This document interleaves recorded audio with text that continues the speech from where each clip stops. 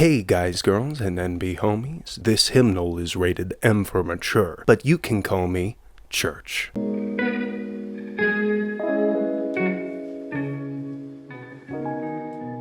Hey cuz, I want you to get nice and comfy here at the Thanksgiving table with me, because we're going to talk about religion. I want to take a look at the ancient civilizations that dotted Gransys' histories and what they may have believed. So while Uncle Fornival bitches that Mom didn't cook ambrosial meat this year, we're going to take a look at the historical religions of Gransys. Please pass the beefsteak and sobering wine while we get into...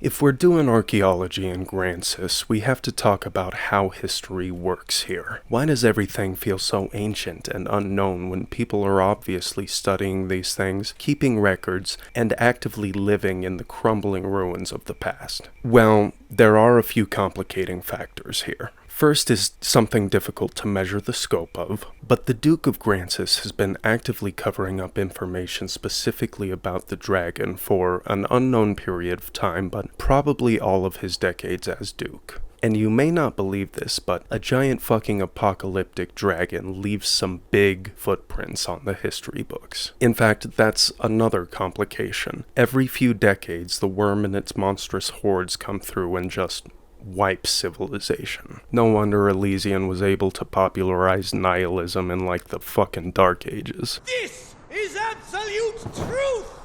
This is salvation!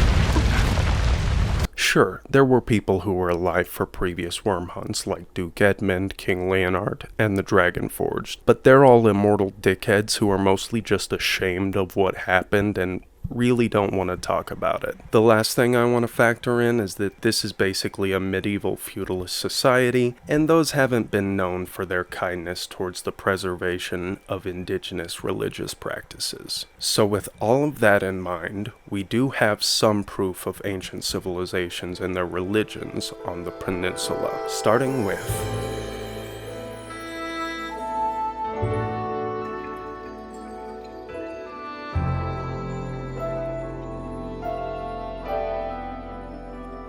Here's one that everyone's going to be familiar with, the Watergod's altar. It may have only been in your first few playthroughs, but you've been here. One of the worm hunt quests called Ada Research Team takes you here to obviously kill Saurians and Cyclopses, obviously. But if you could pick up these heavy-ass slates between fights, that'd be cool. When giving you the quest, Sir Maximilian makes sure to let you know that the Duke has the clergy searching for and procuring all information about the dragon. By the Duke's decree, we spare no effort in gathering knowledge concerning the worm.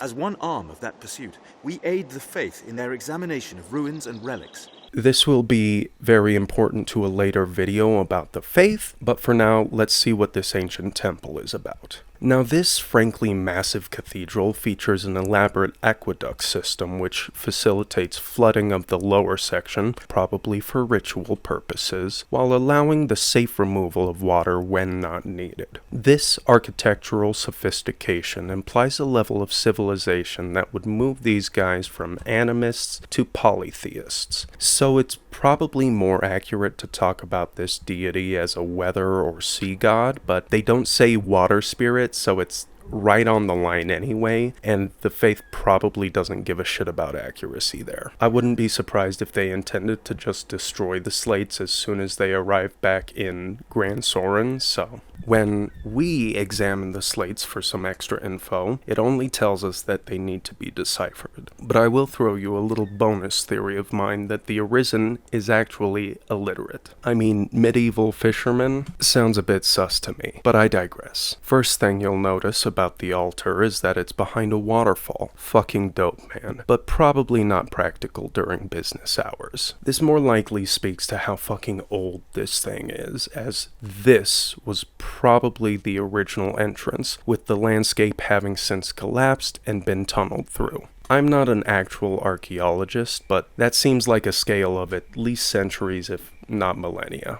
And that's interesting because in the time of our Arisen, the monotheistic faith seems to have eradicated even the mention of these elemental gods. Or have they? Before I show you this, I do want to tell you that I've scoured the game, the wikis, forums, files, everything, and found no mention of mermaids, despite how well they would fit the pretty spot-on Grecian monsters we fought 100 times. So who the fuck is this?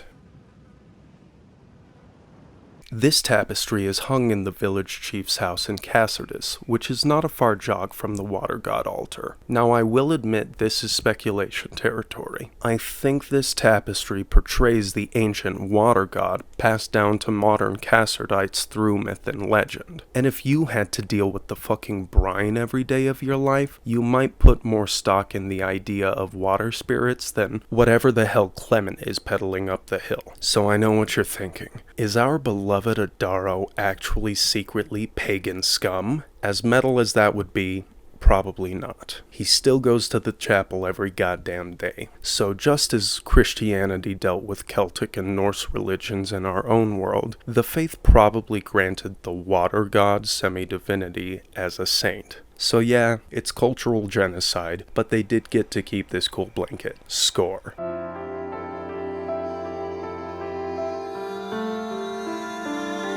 What we see of the Bluemoon Tower is almost definitely the ruins of a grand and ancient temple, but is just as certainly one piece of what was a much greater society. Side note, these cliff dwellings that line the canyon leading up to the tower look a lot like slave housing to me. Now you may argue, no, it's a pretty common style of paleo architecture, and yeah, sure, but this fucking isn't. That's just to address it while saying that we aren't going to learn much from these pueblos beyond the fact that, yeah, these people probably had slaves. What we can immediately glean from the tower itself is that this thing was probably built while this bay was a bay, and this shit is big, like at least 2 Grand Sorens. So they were hyper advanced, like Atlantis level shit. Maybe magic was a factor there, but it's pretty comparable to the ancient city now called Tainted Mountain. So I'd say that their civilizations were contemporaries, and I'm gonna boldly place them just a little before the Watergod Society, citing the city's probable destruction and a subsequent cultural reset. And thank the maker for that, cause these guys were a bunch of crystal mommies. Fucking astrology, man. For my money, the name of the structure is enough to point at this, Bluemoon Tower, but the wide and open layout of the amphitheater-esque temple kinda shouts celestial worship at me. They definitely tracked the moon cycles just to charge their port crystals each month. So the celestial armor from Bitter Black Isle immediately came to mind for me, as it talks about mythical ethereal beings, and the people there may have been operating in the same time frame, but they seem to have mainly worshipped a Mother Nature figure called the All-Mother. So the celestial armor may have come from their neighbors in the Blue Moon civilization. But let's jump back to the peninsula. The name of the tower, as well as many items in the game, are made strange by the fact that there is no fucking moon in Gransys. Seriously, just go out at night and check.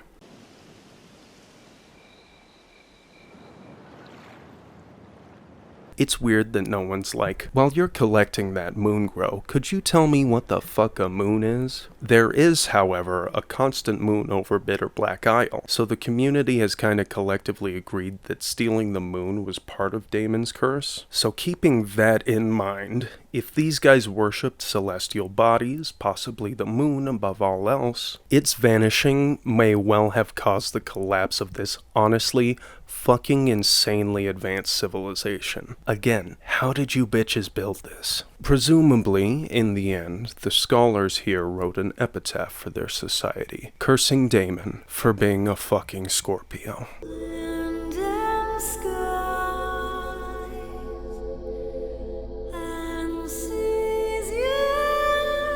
Gransys is just one small section of one continent in a world we don't even know the fucking name of, let alone the scope of. So there's nearly infinite potential for speculation and sequelization. But that's not my job. I'll just point out that despite seeing monolithic religious structures that possibly dominated all of the societies we've examined, the people of this world still haven't figured their shit out spiritually. Which is funny because we basically get most of the answers by the end of the game, and the faith is pretty fucking close to right. But that leaves some things to point at and say, well, that's kind of weird. One thing, does holy magic actually come from the Seneschal? Is he just like humoring people? We see ancient swords from Bitter Black Isle that have the holy enchantment, so maybe the Allmother was just the Seneschal at the time. And while we're looking at BBI, the Dark Bishop is kinda weird. We all know that that civilization worshipped the Allmother rather than the Maker, but this guy looks like he'd fit right in with the clergy of the modern faith. I mean, except for being dead. That might be a deal breaker. So that's a little odd, but we can wave that away by saying he was an arisen of the faith who got drawn there, killed, and reanimated by dark magic just like all the other undead. Sure. But what about this shit? Who the fuck is Roth? What the hell's this goddess? And where'd I leave that god's bane? Checkmate, atheists.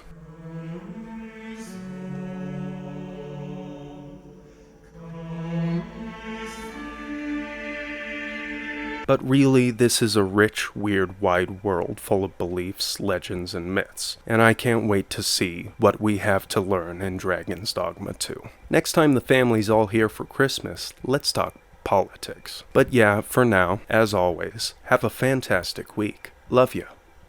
Bye.